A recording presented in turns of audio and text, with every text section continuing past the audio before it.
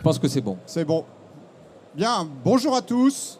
Bienvenue à cette session au cours de laquelle on va vous dévoiler les principaux enseignements de cette étude Trends of IT 2023 qu'on a réalisée ces derniers mois.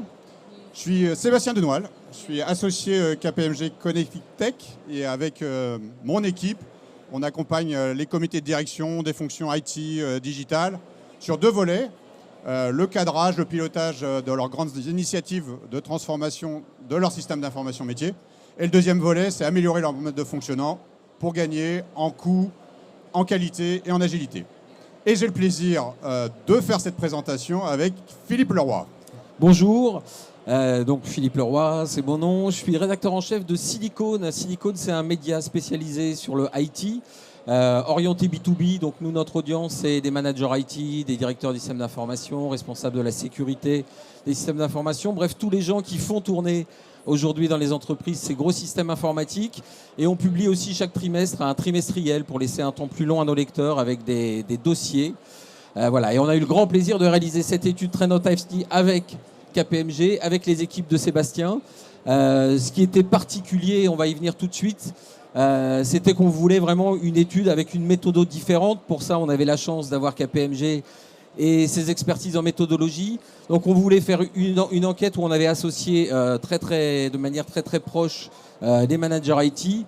Une enquête conçue avec les dirigeants du numérique pour les dirigeants du numérique. C'est vrai que la formule, elle est un peu convenue, je vous l'accorde, mais c'était vraiment le sens de la démarche. Et ce qu'on a réussi à faire, c'est de finalement faire venir vers nous 28 managers IT. Donc voilà, je vous liste pas tous les noms, mais enfin vous voyez que c'est des managers IT qui sont issus à la fois de grandes entreprises françaises, de TI, dans beaucoup de domaines, hein, que ce soit des médias, que ce soit l'industrie ou que ce soit du service. Voilà, donc tous ces gens-là sont venus pendant 5 matinées travailler avec nous, les équipes de KPMG et de Silicone chez KPMG. Et l'objectif, c'était effectivement de les faire réfléchir sur 5 grandes thématiques qui font leur quotidien. Et sur la base de ces thématiques-là, extraire un questionnaire sur lequel on allait pouvoir interroger l'ensemble du marché. Donc les thématiques, elles sont là, je vous les cite. La cybersécurité, évidemment, on en entend parler maintenant quasiment tous les jours, c'est une problématique très forte. La data et l'IA, on a parlé de ChatGPT, on en parlera encore. Le cloud computing, évidemment, le numérique responsable et la gestion des talents IT. C'était les 5 thématiques sur lesquelles on les a fait travailler.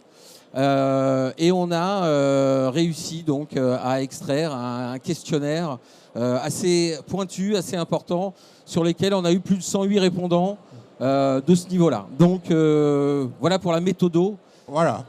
Et étant donné qu'on sait que ces dirigeants du numérique sont très sollicités, on s'est dit qu'on va tenter quelque chose. On va solliciter ChatGPT.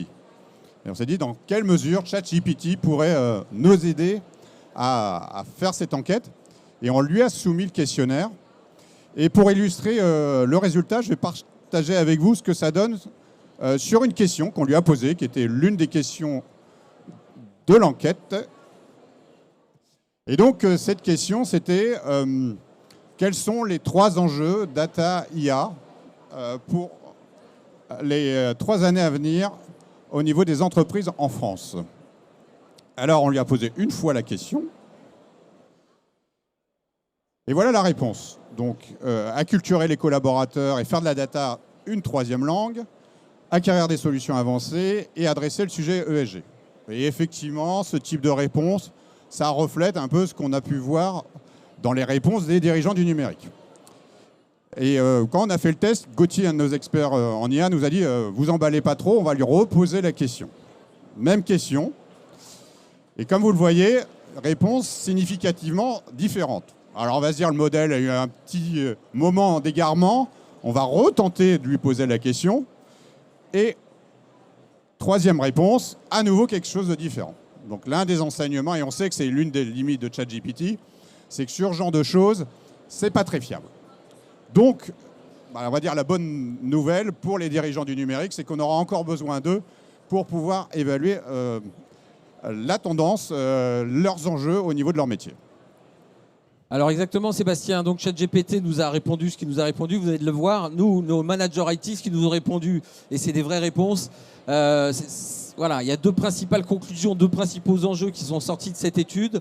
C'est l'enjeu de la maîtrise du patrimoine numérique au sens large. Hein, on intègre le hardware et le software et tous les services à distance. Et puis deuxième gros sujet qui donnera lieu à un traitement à part, c'est le développement des talents dans la tech, dans l'IT. Sujet éminemment important, on y reviendra tout à l'heure. Sébastien, la maîtrise du patrimoine numérique, on l'a vu, c'est le premier... Ouais. Voilà, maîtriser ce patrimoine toujours complexe. On peut passer, je pense, à la première slide.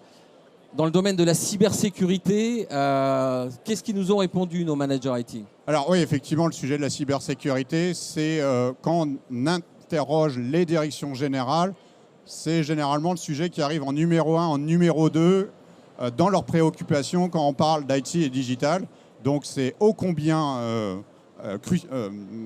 critique pour la fonction de l'entreprise. Et donc on a posé la question au RSSI, au CISO, en disant qu'est-ce qui les empêchait de pleinement réaliser leur mission. Et voilà ce qu'ils nous ont répondu, et ça c'est dans le top 3. Alors on ne voit pas apparaître le sujet des compétences, et on y reviendra, qui est un sujet important pour eux néanmoins. Mais ce qui en sortait, c'est d'avoir un inventaire incomplet de leurs assets IT. Et puis la troisième question, qui est un peu le corollaire, ou la cause, c'est la présence de Shadow IT. Et quand on creuse cette thématique, bah là on arrive sur un résultat qui peut être un petit peu inquiétant, puisque plus de la moitié des répondants nous ont indiqué maîtriser moins de 75% du patrimoine dont ils ont la responsabilité. Et il y en a même certains, alors une infime minorité, qui ont eu l'honnêteté, voire l'inconscience, de dire qu'ils maîtrisaient moins de 50% du patrimoine IT. Donc je ne pense pas qu'ils soient complètement sereins, et leur direction générale, si elle est au courant, ne doit pas être très sereine aussi. Donc voilà, première illustration d'un point de vue cyber sur cette difficulté à maîtriser le parc IT. Merci Sébastien. Le deuxième thème qu'on a abordé avec eux, c'était la data IA, essayer de comprendre un peu où ils en étaient, pourquoi faire, pour qui. Et voilà ce qu'ils nous ont répondu. Voilà, donc la data, vaste sujet aussi, diversité de thématiques. Quand on interroge les dirigeants du numérique, qu'est-ce qui tire ces sujets de data? Sans grande surprise, les deux premiers types de réponses qu'on peut avoir, c'est lié à l'expérience client.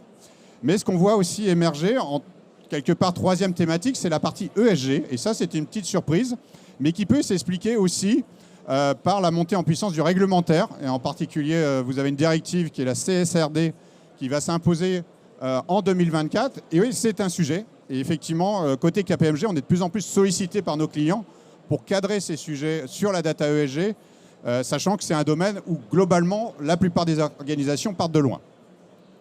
Donc voilà sur pourquoi faire de la data. Et alors pour qui? Et voilà. Et ensuite, quel est leur niveau de maturité? Donc ça, savoir où ils se positionnaient. Donc ça, c'est une échelle de maturité qu'on utilise pour évaluer où en sont nos clients sur l'aspect data. Et ce qu'on peut constater, si on fait la somme des trois premiers niveaux, on a 50% des répondants qui en sont encore à un stade de construire leur socle data. C'est-à-dire, derrière le socle data, c'est évidemment investir dans des plateformes technologiques, mais aussi mettre en place tout ce qui est la gouvernance qui va assurer le niveau de qualité, la cohérence des données, qui permettra de développer des cas d'usage plus innovants et d'aller vers l'IA. Et on retrouve ce corollaire en termes de maturité du marché sur une autre question à laquelle on demandait au panel de l'enquête de se dire sur quelle technologie, data, IA, ils pensent qu'ils doivent parier.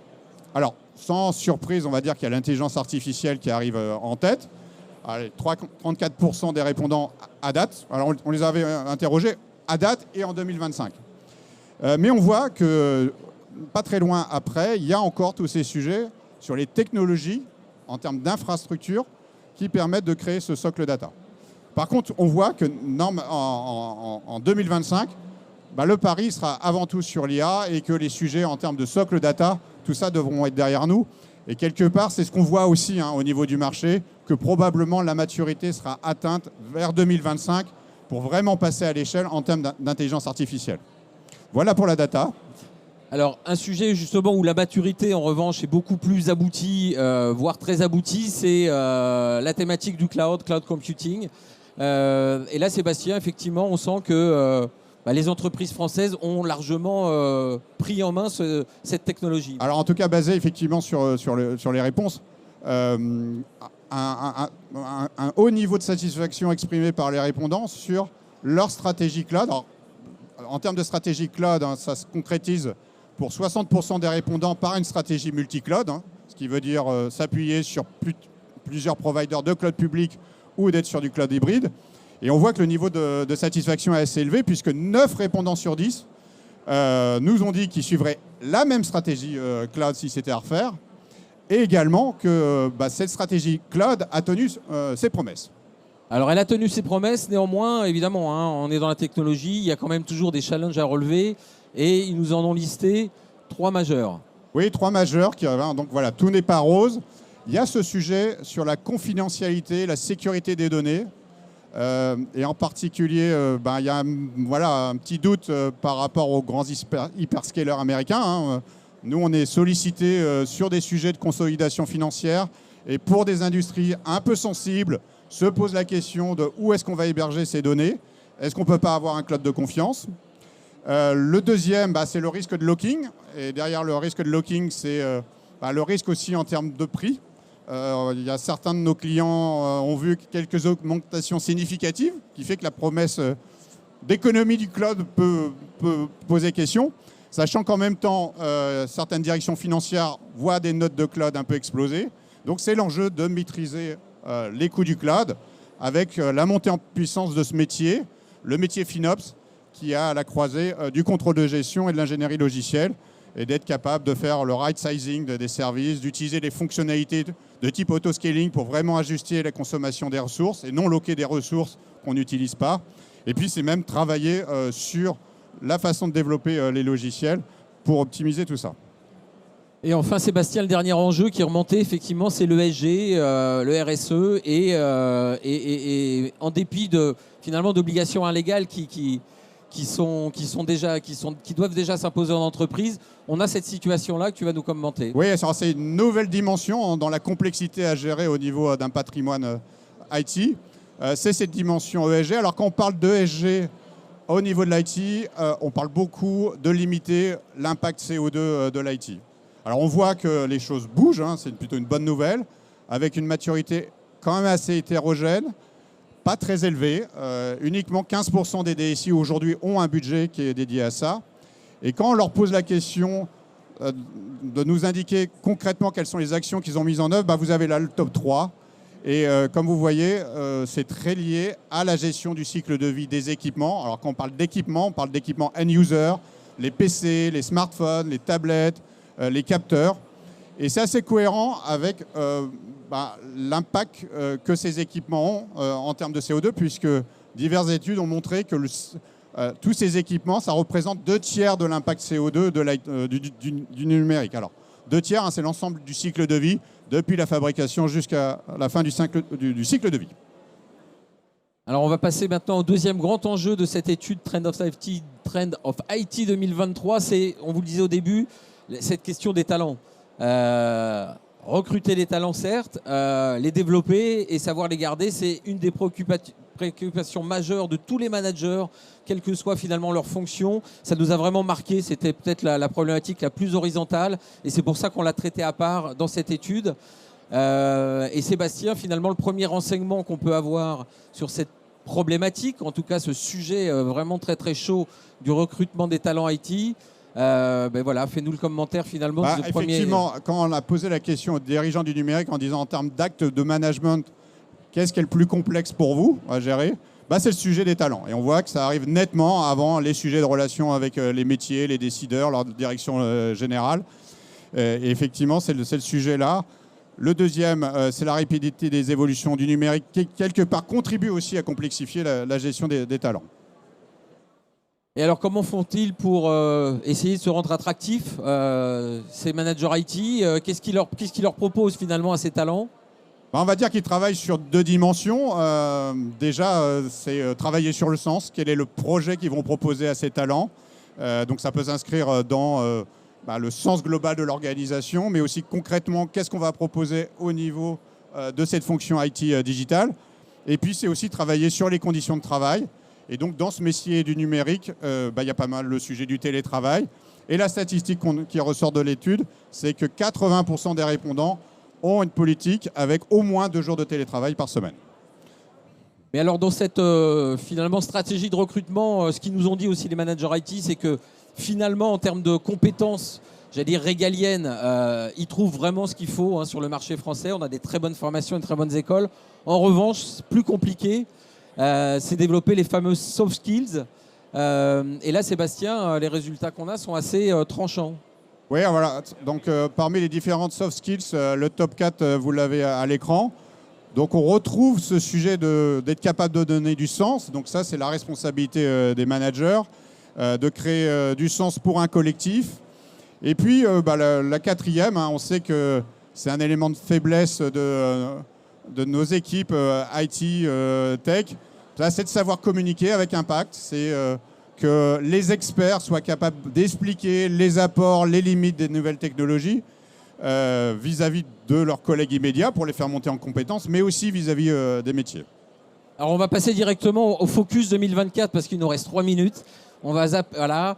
On peut peut-être faire celle-là. Alors, la créativité, effectivement, comment on fait pour finalement essayer de pallier à cette pénurie de talent? Voilà, on a eu quelques bonnes idées, surtout dans le domaine de la cyber, Sébastien. Oui, comme je l'évoquais, le sujet de cyber, il y a un enjeu de talent. Donc, alors, parmi ce qui est remonté, c'est parcours de mobilité, reconversion en interne. Alors, on voulait le souligner parce que lors du groupe d'experts, un des RSSI nous a dit qu'il avait recruté dans son équipe un comptable à la faveur d'une mobilité interne et que c'était un super résultat. Donc voilà, avis, la comptabilité peut être une filière pour renforcer les équipes cyber. Et on voit quand même qu'en troisième position, on a quand même le cumul emploi-retraite. C'est généralement la solution de dernier recours, ce qui illustre aussi qu'on a quand même une belle tension sur ce type de compétences. Est-ce qu'il nous reste du temps pour le focus 2024? Parce qu'évidemment, il nous reste reste 1 minute. Pour vous dire, évidemment, on leur a posé la question de ce qu'ils avaient finalement dans la tête pour 2023, mais l'important, c'est aussi 2024. Les budgets sont en train de se préparer maintenant. Sur quoi il faut travailler, Sébastien? En tout cas, c'était l'état d'esprit de cette enquête, de donner des éléments de réflexion pour préparer le plan d'action 2024. Alors, on retrouve ce sujet de maîtrise du parc IT. On l'a évoqué sur le sujet cyber, mais sur plein de sujets, quand on intervient chez nos clients, ça revient.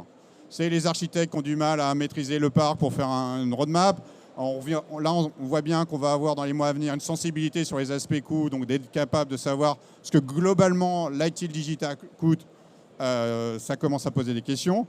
Évidemment, toujours, on vient de l'évoquer, renforcer le savoir-faire en termes de cyber.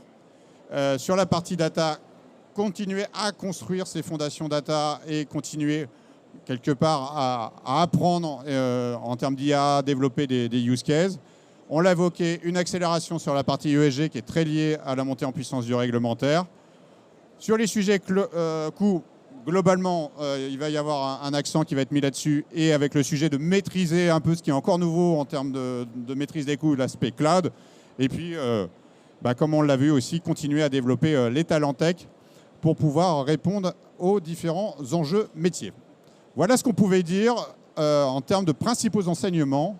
Et donc, cette étude, vous pouvez la retrouver sur nos sites web respectifs, sur le site KPMG et sur le site de Silicon.fr, c'est en homepage, vous allez voir Trend of IT 2023. C'est facilement accessible, voilà, c'est du web. Merci de nous avoir écoutés. J'espère que cette étude vous a intéressé. Je vous encourage à la télécharger. Il y a vraiment des enseignements qu'on ne lit pas ailleurs, qui sont vraiment hyper intéressants. Merci beaucoup à KPMG merci à tes équipes. Ouais. Et passez un bon Vivatech. Je crois que le président Macron va parler de souveraineté numérique tout à l'heure pour renvoyer sur la problématique du cloud. C'est aussi intéressant. Merci à tous. Alors, si vous avez quelques questions, je crois qu'on a encore 5 minutes. On a encore 5 minutes? Ah, pour les questions, oui. Il n'y a pas de questions. S'il y a des questions, vous n'avez des questions? Non, vous n'avez pas de questions. Voilà, bon. Alors, passez un bon salon. Merci d'avoir été là. Et à bientôt sur silicon.fr. Ah bah voilà, on a quand même.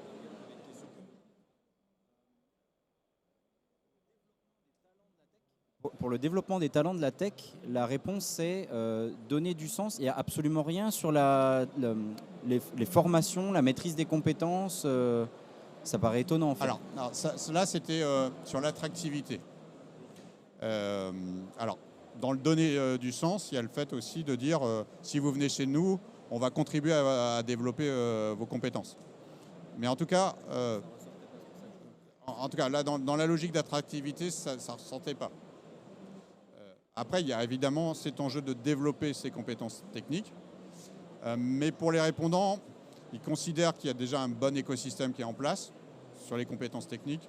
Bon, après, il faut pouvoir la chercher. Sur la partie cyber, entre autres, au-delà de développer des mobilités internes, c'est présent. Oui, alors et là c'est un extrait, hein, donc effectivement on a extrait quelques slides sur la partie rémunération. Ça reste l'élément numéro 1, évidemment le salaire, mais finalement les salaires étant tous relativement bien alignés, ce qui fait sens maintenant pour les candidats et ce sur quoi ils challengent les entreprises qui veulent les recruter, c'est ça. Et c'est pour ça qu'on a voulu insister là-dessus. Évidemment, le salaire reste le numéro 1. Ce que je disais en introduction, c'est qu'on n'a pas de problème finalement majeur de formation en France, qu'on soit un G ou qu'on soit dans les niveaux plutôt bac plus 2-3 initial, voilà. Oui. Et ensuite, la réalité de la formation aujourd'hui sur le marché, c'est que ça joue beaucoup à base de certification, que ce soit dans le domaine du cloud, que ce soit dans le domaine de l'IA. Effectivement, c'est les nouveaux drivers pour progresser dans sa carrière, c'est beaucoup les certifications aujourd'hui. Ouais. En tout cas, ce n'est pas un élément discriminant à date. Mais ça se retrouve dans les mobilités internes. Vous avez des enjeux de faire des formations. Le profil comptable qui est passé côté cybersécurité, évidemment, il a eu une formation Non, alors là, en l'occurrence, il l'avait accompagné. Quoi. Ouais. Alors, pas surtout. Il ne fera pas de l'analyse poussée en termes de réseau, etc. Mais par exemple, suivre tout ce qui est application des patchs, etc. C'était plutôt ce type de job. Ça serait un niveau SOC, c'est ce qu'il nous disait, il a commencé. Après, c'est un parcours professionnel. Ouais. Donc, on ne prend pas un comptable et on ne le transforme pas en ingé cyber en 6 mois. Mais voilà, donc, mais c'est la démarche qui est intéressante. C'est de se dire finalement, l'IT devient un domaine sur lequel on peut évoluer, même si on vient d'autres secteurs, quoi. Pardon, j'ai pas entendu.